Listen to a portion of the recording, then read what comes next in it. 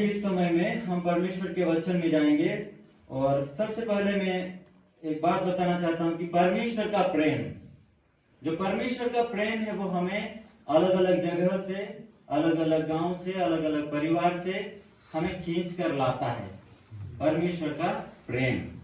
कभी बार हम हमारे जीवन में जब परमेश्वर का प्रेम होता है, वो परमेश्वर का प्रेम हमें दूसरे लोगों से भी मिलवाता है, उसी परमेश्वर का प्रेम से। क्योंकि जब कभी भी हमारे जीवन में परमेश्वर का प्रेम नहीं है तो हम किसी भी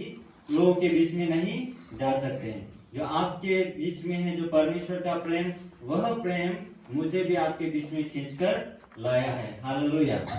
तो वही प्रेम हमारे जीवन में हमेशा बने रहना जरूरी है। और इसी समय में हम परमेश्वर के वचन में से देखेंगे कि आजकल हम संसार में देखते हैं, दुनिया में देखते हैं कि सब लोग अपने अपने काम में, अपने अपने चीजों में, अपने अपने जॉब में सब बिजी है। जैसे कि कहते हैं कि जो हमेशा किसी न किसी कार्य में हमेशा बिजी है, वो व्यस्त है, लेकिन परमेश्वर को और परमेश्वर के प्रेम को और परमेश्वर के लोगों को भूल चुके हैं। क्यों? क्योंकि वो सब अपने अपने काम में सब व्यस्त है। जो हम लोग बोलते हैं कि जो बिजी जनरेशन, अभी ऐसा समय आ गया है कि हम लोग परमेश्वर को भी भूल गए हैं। परमेश्वर के ऊपर हम लोग जितना जो प्राथमिकता, जो प्रायोरिटी होता है, वो हम लोग नहीं दे पाते हैं। और हम जो पहली प्रायोरिटी होता है वो हम अपने खुद की जो डिजायर है, अपने खुद की जो इच्छा है, उनके ऊपर हम लोग करते हैं। तो वो सब हम देखते हैं कि सभी के सब लोग, सभी जाति, सभी धर्म के लोग, सभी अलग अलग राज्यों में, अलग अलग जगहों में जो लोग रहते हैं, वो सब परमेश्वर के लोग हैं। लेकिन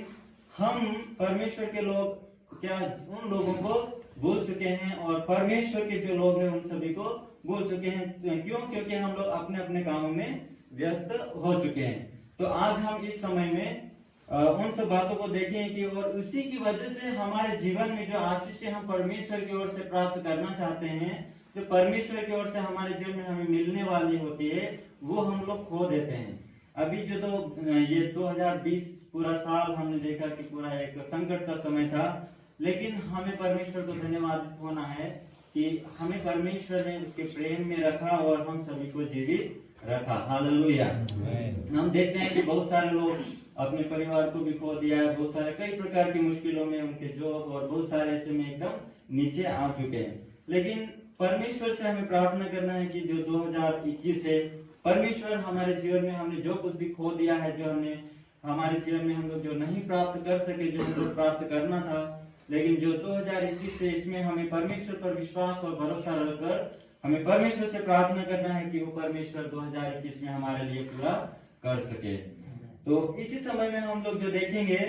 परमेश्वर के लोगों के विषय में, परमेश्वर के लोग, यहाँ पर भी हम लोग देखते हैं परमेश्वर के लोग जो परमेश्वर को भूल चुके थे। क्योंकि जब ऐसे मुसीबत और संकट और परेशानी जीवन में होता है, तभी परमेश्वर को हम लोग भूल सकते। तो उसी तरह से ऐसी एक घटना में आपके बीच में यहाँ पर प्रस्तुत करना चाहता हूँ। भविष्यवक्ता की जो पुस्तक है हग्गै, उसका पहला अध्याय, भविष्यवक्ता की पुस्तक हग्गै उसका पहला अध्याय, वहां पर हम लोग इस पैसेज को देखेंगे। यहाँ पर हम लोग देखते हैं कि जो हग्गै जो भविष्यवक्ता है, वो यहाँ पर जो परमेश्वर के लोगों को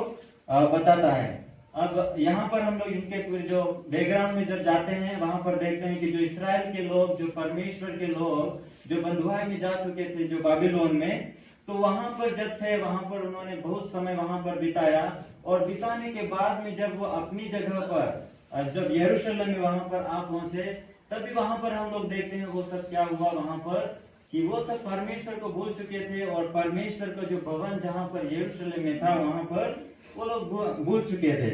और वहां पर हम लोग देखते हैं कि जो यरूशलेम मंदिर है, जो एकदम वहां पर खंडर बन चुका था, जो बाबिलोन के द्वारा डिस्ट्रॉय कर दिया गया था।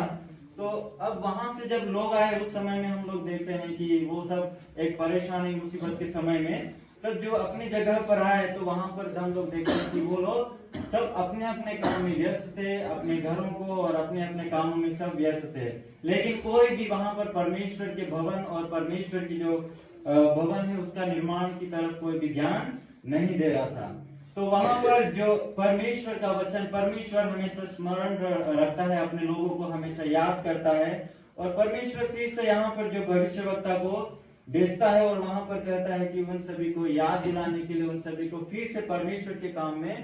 अपना मन लगाने के लिए और उसमें कार्य करने के लिए परमेश्वर वहां पर इस भविष्यवक्ता को भेजता है और यहाँ पर कहता है। जैसे कि हमने पढ़ा है कि वो लोग सब मेहनत कर रहे थे, सब कुछ कर रहे थे, लेकिन जितना वो उनकी मेहनत से उम्मीद रखते थे वो उनके लिए पूरा नहीं हो पा रहा था। तो फिर भी यहाँ पर कहते हैं और इसके बाद में उनको याद दिलाते हैं कि वो सब उनके जीवन में सब क्यों हो रहा था, क्योंकि वो सब परमेश्वर की भवन को नहीं बना रहे थे, वो सब अपने अपने कामों में व्यस्त हो चुके थे। तो यहाँ पर हम लोग अभी देखते हैं, तो इसी तरह से जो परमेश्वर का वचन उनके बीच में आता है और वो सब जब उनकी आज्ञा को वो लोग मानते हैं, तभी परमेश्वर उनको उनके जीवन में फिर से उन्हें आशीष देना चालू कर देता है। हालेलुया। तो यहाँ पर हम लोग इसी तरह से देखते हैं, जब हम लोग देखते हैं यहाँ पर वचन में कि यहाँ के जो सेटअप है, यहाँ का चर्च है, यहाँ के लोग हैं और यहाँ की जो जगह है वो बिल्कुल एकदम अलग है। कि उधर चर्च की तरफ हम लोग देखते हैं वो भी एकदम बिल्कुल अलग है, और जब हम मध्य प्रदेश में हमारी तरफ देखते हैं वहां पर भी बिल्कुल अलग है। तो यहाँ पर हम लोग देख रहे हैं कि जो चर्च है, अधिकतर जब मैं इस पैसेज को पढ़ रहा था तो मुझे हमेशा ये पहाड़ है और ये पेड़ है, ये सब मुझे याद आ रहा था कि ये उसी तरह से जिस तरह से वहां पर है, उसी तरह जिस तरह से बाइबल में लिखा है, उसी तरह से जैसे पहाड़ है, बड़े बड़े पहाड़ है और पेड़ है, उन सभी को यहाँ पर जब यहाँ पे आने के बाद में ऐसा महसूस हो रहा था कि जिस तरह से बाइबल में लिखा है उसी तरह से इधर का भी एकदम सेटअप भी ऐसा ही है। तो यहाँ पर हम लोग देखते हैं कि उसी तरह से कि जब परमेश्वर के लोगों ने जब परमेश्वर की बात को जब उन्होंने माना, उसको उनका पालन किया, तभी हम लोग देखते हैं कि वो सब परमेश्वर उनको आशीष देना चालू करता है। तो इस पैसेज से, इस पैराग्राफ से हम लोग क्या सीखते हैं कि जो पहला स्थान, जो फर्स्ट प्रायोरिटी हमारे जीवन में जो पहला स्थान है वो हमें परमेश्वर को देना चाहिए। तो आज हमें परमेश्वर का वचन में हमें यह सिखाता है कि हम हमारा जीवन का पहली जो प्रायोरिटी है, पहला स्थान, पहली प्राथमिकता हम परमेश्वर को दे और बाकी सब चीजें हम लोग इसके बाद में जो सेकंड हमें अपने जीवन के लिए देना है। तो यहाँ पर देखते हैं कि परमेश्वर जो लोग थे वो अपनी इच्छाएं, अपनी जरूरतें पूरी करने के लिए हमेशा आगे बढ़ रहे थे, लेकिन वो परमेश्वर की इच्छा को उनके जीवन में भूल चुके थे। तो परमेश्वर का वचन हमें इस आज के दिन में हमें ये याद दिलाता है कि हम पहली प्राथमिकता, हमारी जो पहली प्रायोरिटी, हमारा पहला स्थान हमारे जीवन का हम परमेश्वर को दे। और यहाँ पर हम लोग देखते हैं जब इसी में दूसरा अध्याय उसका 15 कलम में हम लोग देखते हैं कि जब उन लोगों ने परमेश्वर की बात को माना और परमेश्वर की आज्ञा को माना, और उन्होंने जब जैसे ही माना और परमेश्वर उन्हें आशीष के बारे में यहाँ पर वायदा करता है। तो यहाँ पर हम लोग देखते हैं जब परमेश्वर के आज्ञा को उन्होंने माना और परमेश्वर के काम में उन्होंने मन लगाया और परमेश्वर की तरफ उन्होंने अपने जीवन में पहली प्राथमिकता परमेश्वर को दिया, तो परमेश्वर उनसे वायदा करता है और उनको कहता है कि अपने जीवन में आप लोग सोच विचार करके देखो कि कितना फर्क आया है आपके जीवन में, कि कितना परमेश्वर ने आपको आशीषित किया है। तो आज के इस दिन में, आज हमारे जीवन में भी हमें सोच विचार करना है, हमारे जीवन में हमें जानना है कि हमारे जीवन में जब आप लोगों ने भी परमेश्वर की आशीष और परमेश्वर का प्रेम को आपने अनुभव किया होगा कि जब हम परमेश्वर को हमारे जीवन में जब पहली प्राथमिकता देते हैं तब परमेश्वर हमारे जीवन में कार्य कितना करता है। जब हम हमारे जीवन में अपने आप को जब पहली प्राथमिकता देते हैं तभी जो आशीष होता है हमारे जीवन में, हम लोग बहुत मेहनत करते हैं, बहुत काम करते हैं, लेकिन वो आशीष किधर जाता है हमको मालूम नहीं होता है। लेकिन परमेश्वर का वचन आज इस तरह से हमें बताता है। अभी मेरे जीवन में भी मैं अगर बताऊं हमारे परिवार के बारे में, पहले भी इसी तरह से बहुत मेहनत, बहुत काम ऐसे सब होता था, लेकिन सब कोई परमेश्वर के बारे में, परमेश्वर के भवन के बारे में, परमेश्वर की बातों के बारे में, परमेश्वर के काम के बारे में कोई भी सोचता